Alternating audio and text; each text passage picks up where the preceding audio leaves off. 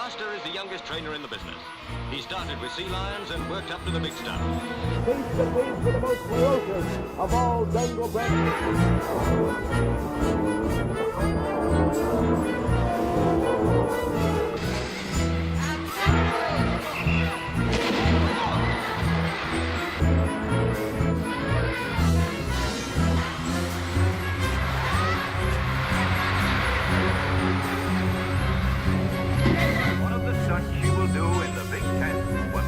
starts.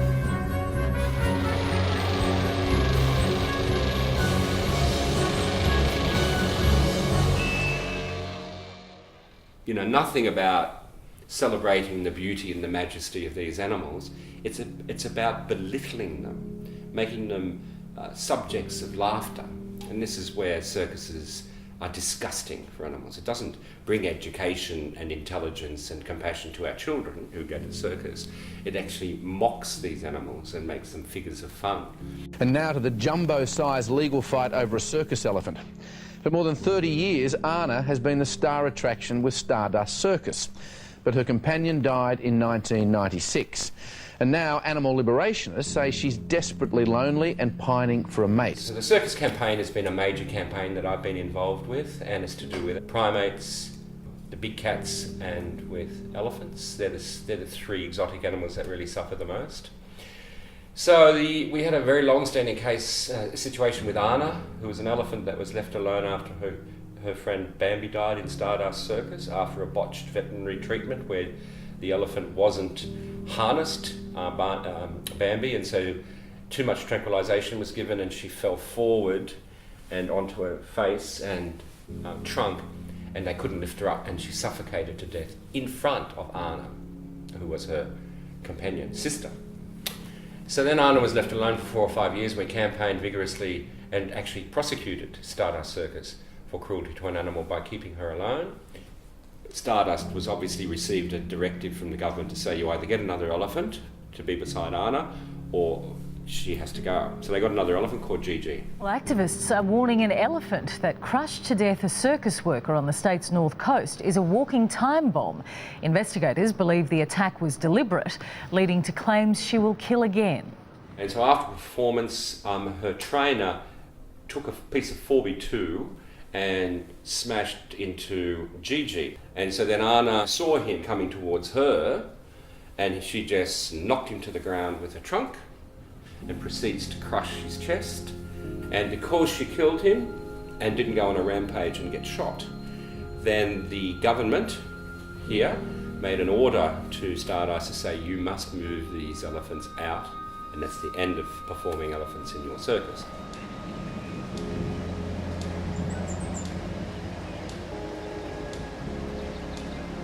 So we're on our way out to Taronga Western Plains Zoo in near Dubbo, and suddenly we hear on the radio that an order had come through from the government the day before, and Anna and Gigi are on their way to Western Plains Zoo. So it was wonderful. They had this program where they were going to have Anna and Gigi meet the solitary female elephant Rani, and it went beautifully.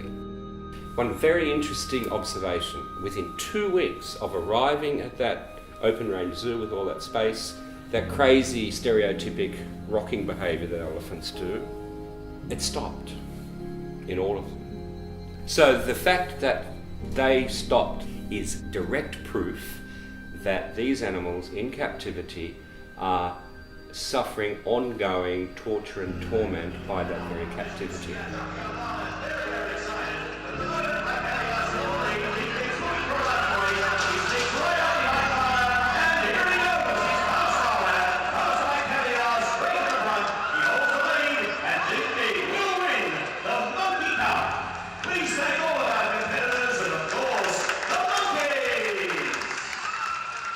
Okay, so we're here at Stardust Circus. As you can see, we have our lions behind us.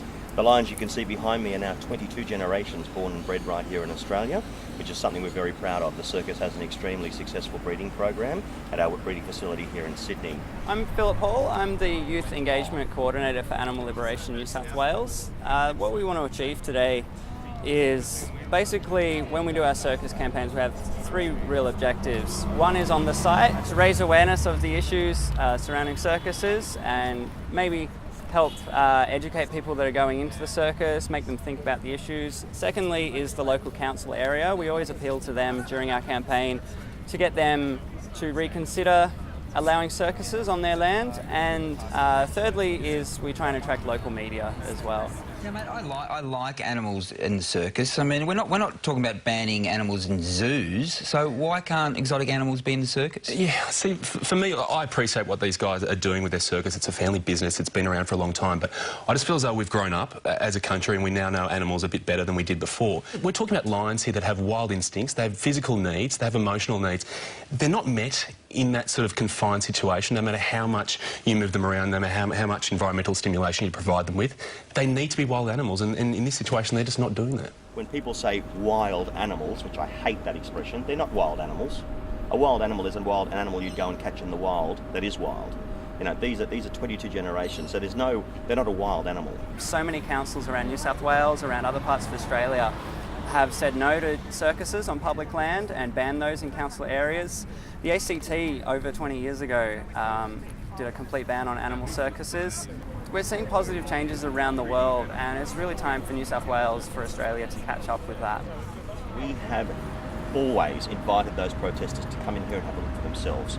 Ignorance is a big part of what their problem, because they don't want to know. They don't want to be proven wrong. You know, they stand at the front and they give people flyers saying that they're in an enclosure that's small, they can't turn around. Well, that's absolute garbage. We've been invited into the circus to watch the performance, and we've seen it over the years. There's nothing new there. There's obviously, it's a public face, and you're not going to see that form of suffering that we're talking about because it's internal, it's psychological, and it's innate. So the performance is really only such a small part of what's wrong with the circus with animals. Lions are a sedentary animal, so they're very lazy. And they've done studies and research before as to find out which animals are more suited to the circus than others. Now, lions, out of all the big cats, are the most suited because they're so sedentary. They sleep for about 18 hours a day. They're active in the morning, active in the afternoon, and the rest of the day, as you can see, they'll lay down and sleep or, just play. These are complex animals, Monkeys, they're primates, cousins to us. They have a complex mind. In the same way that humans do. Lions, again, a complex, sensitive species.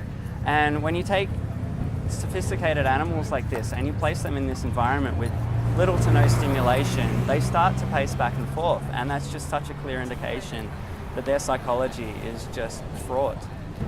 The Australian circus industry also has a very strict code of practice, which a lot of people don't realise. Now, this code of practice was formed in association with the Australian Circus Federation, the state government, Taronga Zoo and the RSPCA. The RSPCA are quite a funny organisation because they're now trying to distance themselves from the circus. However, they were at the forefront when our code of practice was put together. And they were the first ones to jump up and down and say, we want input, we want input, we want input. So we gave them input. They're now saying that they don't particularly agree with animals in the circus. Well, so be it. I mean, times change. They may meet the requirements that the RSPCA set out, and so they're not actually breaching any legal standards for their living conditions. But compared to being in the wild, being an innately wild animal, having that freedom to roam around wherever you want, having that control over your microclimate, these are things that just won't ever be met in circus conditions, no matter how well they may be fed or housed. That's never going to be adequate for their needs. Sure. I just think that breeding them to do this, like, it's one thing to say that you're protecting a species or that you're taking an injured animal, so then, okay, it can't survive in the wild, let's look after it. But you're actually breeding them, like people who do use animals in circuses, you're breeding them for the purpose. We've also supplied lions to the zoo. You're breeding them for the purpose of entertainment. Just but also we love them, and my husband works them, and he's like animal mad. He worked at the zoo when he was younger, chopping up, did work experience feeding the animals at the zoo, and all you want to do is work with animals. It's not the point that I'm trying to make, is that whether or not you love them, they're not in their natural environment. And it's okay to go and have a look at them in an environment where it's been, like, where they've got lots of space, they can go and hunt for themselves, they're not being given the food like that. That's not what they are supposed to be. I mean, we obviously have some places where we agree about how animals should be treated and places where we definitely disagree. And where we're never going to agree we're never going to fully agree. Is that it's a different philosophical view about our relationship to these animals. Sure. And can keep arguing this, but the basic point is that we don't think that we have some sort of dominion, or that if we want them to do something, that's our will to just bend them to that. All right, let me show the boys and girls your board rolls.